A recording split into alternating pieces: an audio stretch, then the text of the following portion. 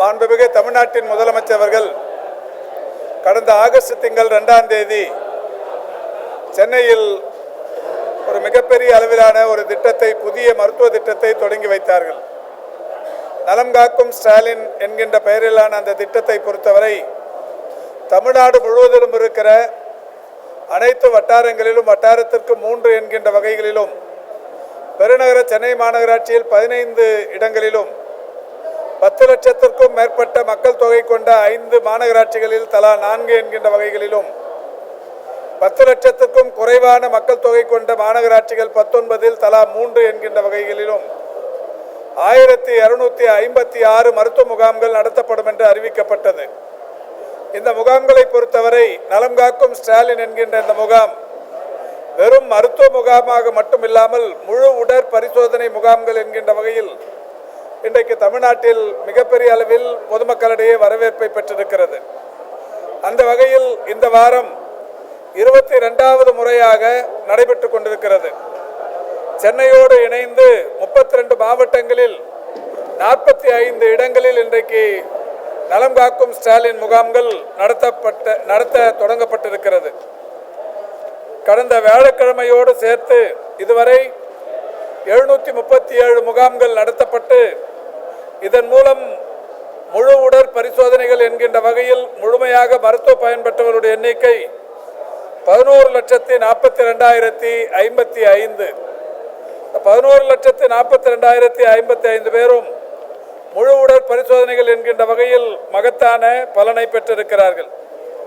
மாண்புமிகு தமிழ்நாட்டின் முதலமைச்சருடைய இந்த நலம் காக்கும் ஸ்டாலின் என்கின்ற சீரிய திட்டத்தில் இந்த முகாம்களில் பயன்பெறுபவர்கள் அங்கீகரிக்கப்பட்ட காப்பீட்டு திட்டத்திற்கான அட்டைகளையும் உடனடியாக பெற்றுச் செல்லுகிறார்கள். அவர்கள் மட்டுமே இந்த முகாம்களின் வாயிலாக 34,933 பேர் பயன்பெற்றிருக்கிறார்கள். மாற்றுத்திறனாளிகளுக்கும் அந்தந்த இடங்களிலேயே சான்றிதழ்கள் வழங்கப்பட்டு கொண்டிருக்கிறது. அந்த வகையில் பயன்பெற்றிருக்கிற மாற்றுத்திறனாளிகளின் எண்ணிக்கை 43,978. இந்த நலம் காக்கும் ஸ்டாலின் முகாமை பொறுத்தவரை தமிழ்நாட்டில் 38 மாவட்டங்கள் இருந்தாலும் இதில் 6 மாவட்டங்களில் தற்போது வரை இந்த பணி முடிவு பெற்றிருக்கிறது. நீலகிரி, மயிலாடுதுறை, பெரம்பலூர், காஞ்சிபுரம், திருப்பத்தூர் மற்றும் நாகப்பட்டினம் ஆகிய 6 மாவட்டங்களில் இந்த பணி முழுமையாக முடிவுற்றிருக்கிறது. மீதம் இருக்கிற 32 மாவட்டங்களில் இப்பணி நடைபெற்றுக் கொண்டிருக்கிறது. இந்த முகாம்களை பொறுத்தவரை பொது மருத்துவம், குழந்தைகள் நல மருத்துவம், இருதய மருத்துவம், எலும்பியல் மருத்துவம், நரம்பியல் மருத்துவம், தோல் மருத்துவம், மகப்பேறியல் மற்றும் மகளிர் மருத்துவம், கண் மருத்துவம், காது மூக்கு தொண்டை மருத்துவம், இயன்முறை மருத்துவம், பல் மருத்துவம், மனநல மருத்துவம், நுரையீரல் மருத்துவம், நீரிழிவு மருத்துவம், கதிரியக்கவியல் மருத்துவம், பொது அறுவை சிகிச்சை, சித்தா மற்றும் இந்திய முறை மருத்துவம் என்று 17 வகையான மருத்துவ முறைகள் இந்த நலம் காக்கும் ஸ்டாலின் திட்டத்தில் வழங்கப்பட்டு வருகிறது. இதை பொறுத்தவரை இந்த முகாம்களில் அமைப்பு சாரா தொழிலாளர்களுக்கு நலவாரியத்தின் மூலம் முழு உடற் பரிசோதனைகள் செய்யப்பட்டு அவர்களுக்கான நலத்திட்ட உதவிகளும் வழங்கப்பட்டு வருகிறது. மாற்றுத்திறனாளிகளுக்கான அங்கீகரிக்கப்பட்ட சான்றிதழ்கள், விரிவான மருத்துவ காப்பீட்டு திட்டத்தில் பதிவு செய்தல் போன்ற பல்வேறு பணிகள் இந்த முகாம்களில் நடைபெற்றுக் கொண்டிருக்கிறது. அந்த முகாம்களில் ஒன்றாகத்தான் இன்னும் கொஞ்ச நேரத்தில் நான் பள்ளிக்கரணையில் நடைபெறுகிற முகாமுக்கு சென்று ஆய்வு செய்யவிருக்கிறேன். இந்த நிலையில் இன்று காலை சைதாப்பேட்டையில் சமுதாய பொருளாதார மன்றம், நம்முடைய காரணீஸ்வரர் தேவஸ்தானத்தின் சார்பிலும் இங்கே இருக்கிற செங்குந்தர் பேரவையின் சார்பிலும் சமுதாய பொருளாதார மன்றம் என்கின்ற அமைப்பு இந்த பகுதியில் இருக்கிற மக்களுக்கு, குறிப்பாக தேரடி தெரு, சுப்பிரமணிய மூலை தெரு, காரணீஸ்வரர் கோவில் தெரு, அதேபோல் கூத்தாடும் பிள்ளையார் கோவில் தெரு போன்ற VS வாத்தியார் சுப்பராயன் முதலி தெரு போன்ற பல்வேறு சாலைகளில் இருக்கிற பல்லாயிரக்கணக்கான மக்கள் பயன்பெறுகிற வகையில் ஒரு மருத்துவ முகாம் இங்கே நடத்தப்பட வேண்டும் என்கின்ற கோரிக்கை வைத்து அந்த வகையில் அப்போலோ நிர்வாகத்தின் சார்பில் பல்வேறு சிறப்பு துறைகள் உள்ளடக்கிய ஒரு மருத்துவ முகாம் தற்பொழுது தொடங்கி வைக்கப்பட்டிருக்கிறது. சமுதாயத்தின் பெரியவர்கள், இந்த முகாமில் பங்கேற்று பொதுமக்களுக்கு சேவையாற்ற தொடங்கி இருக்கிறார்கள். இந்த முகாமை பொறுத்தவரை ஆயிரக்கணக்கானவர்கள் பலன் பெறுகிற வகையில் இந்த முகாம்கள் தற்பொழுது மிக சிறப்பாக தொடங்கப்பட்டிருக்கிறது. வடகிழக்கு பருவமழையை ஒட்டி ஒவ்வொரு ஆண்டும் ஒரு 10,000த்திற்கும் மேற்பட்ட மருத்துவ முகாம்களை தொடர்ச்சியாக இந்த துறை நடத்தி கொண்டிருக்கிறது. இந்த ஆண்டு வடகிழக்கு பருவமழை அக்டோபர் 16ஆம் தேதி தொடங்கி தற்பொழுது முடிவு பெற்றிருக்கிறது.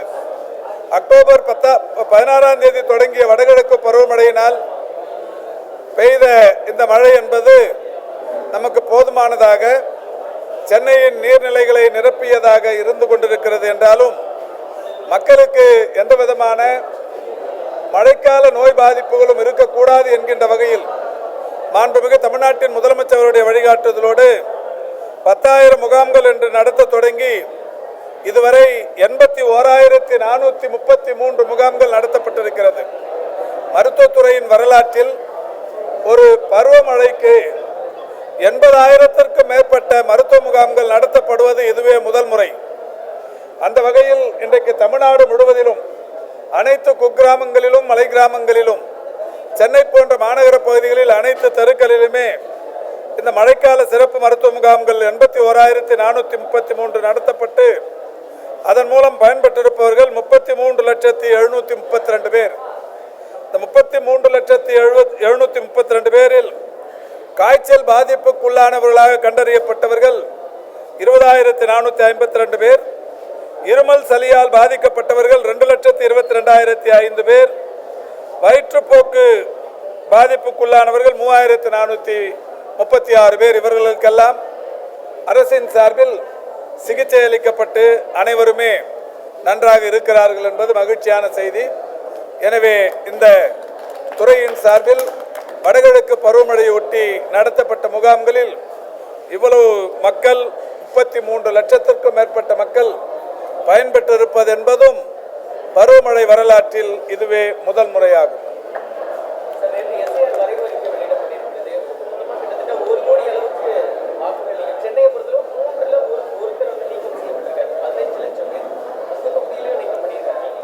எஸ்ஐஆரை பொறுத்தவரை இந்த தீவிர வாக்காளர் பட்டியல் சீர்திருத்தும் பணி தொடங்கிய உடனே மாண்புமிகு தமிழ்நாட்டின் முதலமைச்சர்கள் குறிப்பாக இந்திய கூட்டணியின் சார்பில் இதற்கு கடும் எதிர்ப்பு தெரிவிக்கப்பட்டது. போதிய கால அவகாசம் இல்லாமல் தொடங்கப்பட்ட இந்த பணி முழுமையாக நிறைவடைய வேண்டும் என்கின்ற வகையில் வழக்கு மன்றங்களை எல்லாம் கூட திமுகவும் கூட்டணி கட்சிகளும் அணுகியது. இந்த நிலையில் வழக்கு மன்றத்தில் தேர்தல் ஆணையம் இதை நடத்தியே தீர வேண்டும் என்கின்ற விதத்தில் பிடிவாதமாக இருந்து விட்டார்கள். கால அவகாசம் வேண்டும் என்கின்ற கோரிக்கை ஏற்று அவ்வப்போது முதலில் ஒரு வார கால அவகாசமும் பிறகு ஒரு 3 நாட்கள் அவகாசம் என்று வழங்கப்பட்டது என்றாலும் இந்த குறுகிய கால இடைவெளிதான். இந்த நிலையில் திமுக தேர்தல் ஆணையம் அறிவித்து விட்ட காரணத்தினால் அதில் BLA 2க்கள் என்று சொல்லப்படுகிற வாக்குச்சாவடி முகவர்களை வைத்து இந்த பணியினை முழுமையாக செய்து முடித்திருக்கிறது. தமிழ்நாட்டில் இருக்கிற 68,000த்திற்கும் மேற்பட்ட அனைத்து வாக்குச்சாவடிகளுக்கும் திமுக கழகத்தின் சார்பில் BLA 2க்களை நியமித்து அதை தேர்தல் ஆணையத்தில் பதிவும் செய்து BLOக்களுடன் இணைந்து இந்த பணியினை திமுக மிக சிறப்பாக களப்பணி ஆற்றியது.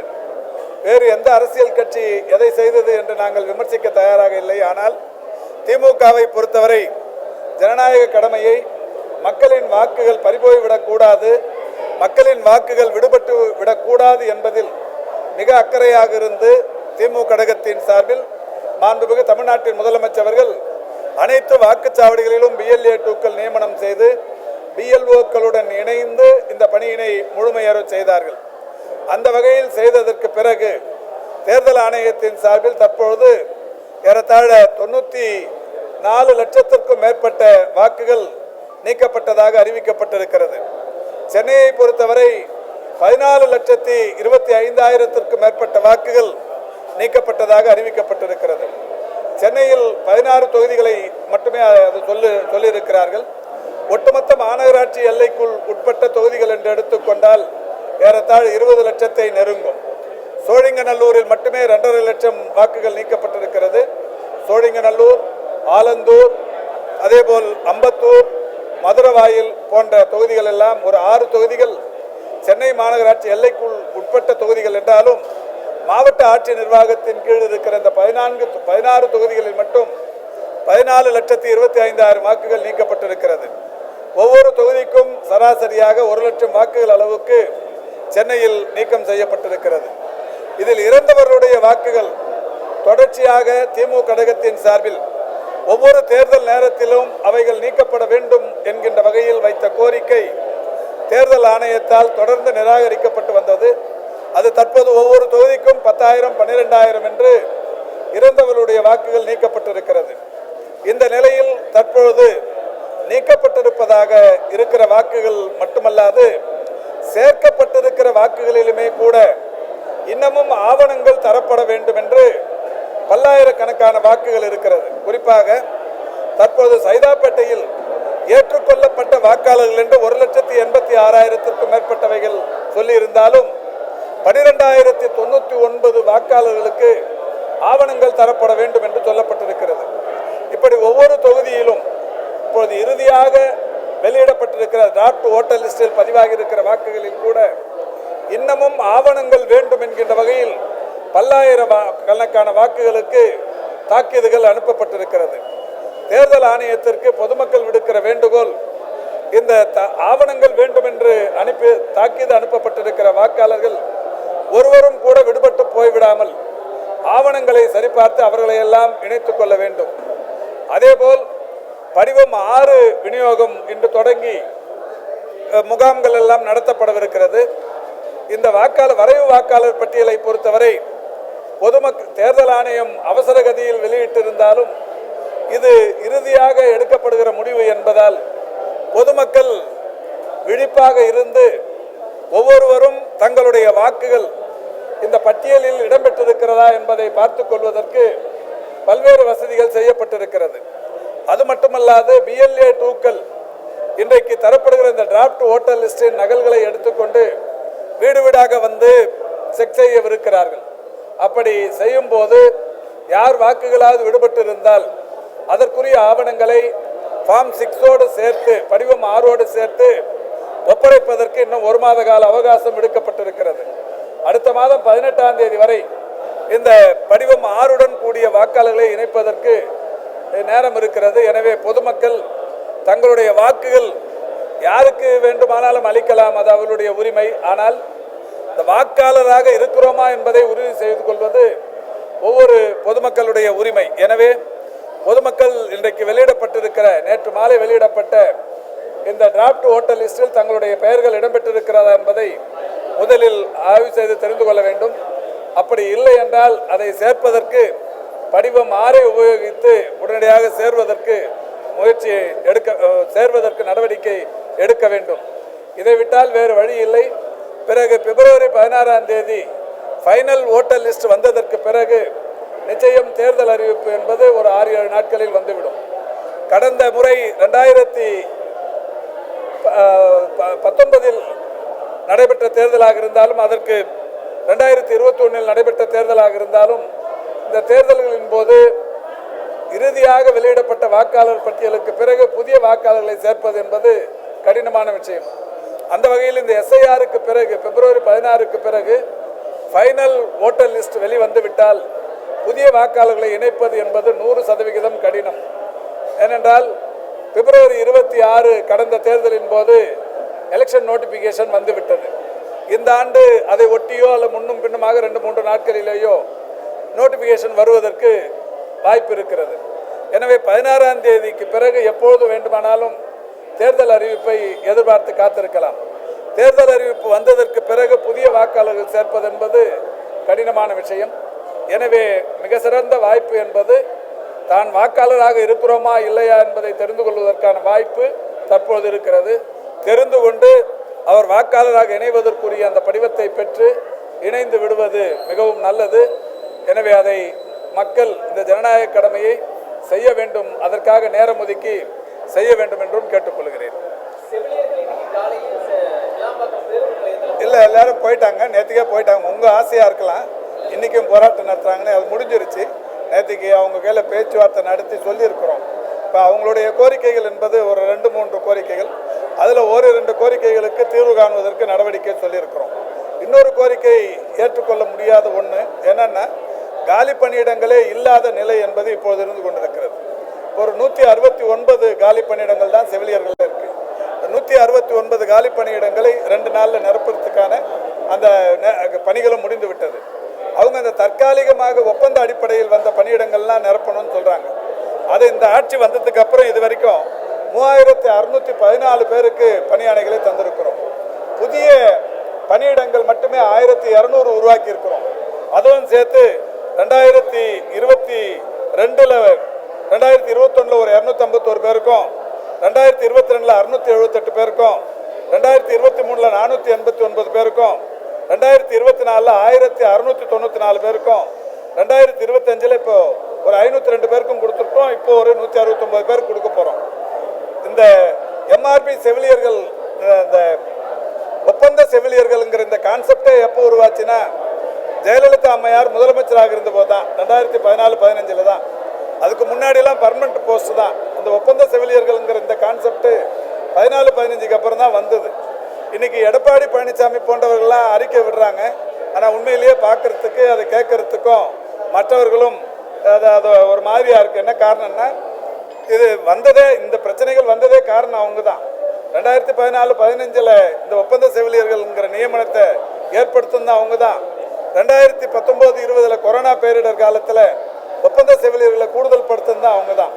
அதை பண்ணிட்டு எந்த விதமான விதிமுறைகளுக்கும் இல்லாமல் இது மாதிரி பண்ணிட்டு, அப்போ இவ்வளோ பேரை பணிரந்தனம் பண்ணுறதுக்கோ இந்த கூடுதல் பணியிடங்களை உருவாக்குவதற்கோ எந்த நடவடிக்கையும் எடுக்கலை.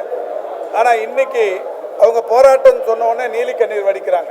இந்த அரசை பொறுத்தவரை மாண்புமிகு தமிழ்நாட்டின் முதலமைச்சர்கள் இதுவரை இந்த அரசு பொறுப்பேற்றதற்கு பிறகு ஒப்பந்த செவிலியர்களாக இருந்தவர்களை பணி நிரந்தரம் செய்திருப்பது 3783.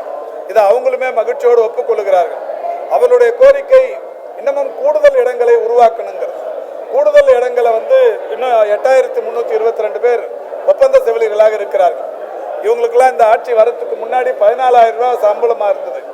முதல்வர் அவர்கள் 4,000 ரூபாய் உயர்த்தி 18,000 ரூபாயை உயர்த்தி கொடுத்துருக்குறாங்க. இப்போ இந்த 8322 பேருக்கு காலி பணியிடங்கள் உருவாக இவர்கள் எல்லாம் உள்ளே வருவார்கள். இப்போ இவங்களோட கோரிக்கை புதிய காலி பணியிடங்களை உருவாக்குங்கள் என்பது. அது இப்போ முடியாத காரியம். இது ஒரு துறையில் மட்டும் இல்லை, இப்போ எல்லா துறைகள்லையும் இந்த ஒப்பந்த பணி நியமனங்கள் இருக்குது. எல்லா மாநிலங்கள்லையும் இருக்குது, ஈவன் ஒன்றிய அரசாங்கத்திலையும் இருக்குது. ஒப்பந்த பணியிடங்களை எல்லாம் உடனடியாக பணி நிரந்தரம் பண்ணுறதுக்கு காலி பணியிடங்கள் இருந்தால் தான் நிரப்ப முடியும். இதுவே கூட நேற்றைக்கு கூட சொன்னேன், அவங்களுக்கு இந்த அப்பாயின்மெண்ட் ஆர்டர் கொடுக்குறப்பவே அதில் ஒரு அப்பாயின்மெண்ட் ஆர்டர்லேயுமே போட்டிருக்கு, she or he cannot claim as a right for regular post in the time of scale of pay on completion of 2 years of service.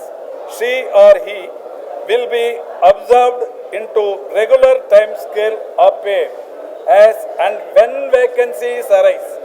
எப்போது காலி பணியிடங்கள் உருவாகிறதோ, when vacancies arise according to the seniority of selection.